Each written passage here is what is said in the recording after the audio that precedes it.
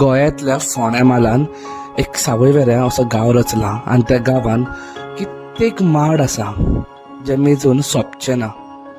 पूण तुमी जे हे घोटीर पळयतात, हे घोटीर एक ठरावीक माड आसा ज्या माडांचेरूच जातात. आतां ते कितले माड आसात तर 2 किंवा 3 माड आसा आनी ते घोटीर ती शेवणी करतात आनी आपली पिढी मुखार व्हरतात. पूण हेजें सांगपाचें वैशिश्ट्य म्हणजे ही शेवणी ह्याच माडांचेर कित्याक करता, कारण हांव 25 तरी वर्सां जालीं हांव हें पळयतां आनी अशे माड कितलेच आसा ते कित्याक करिना.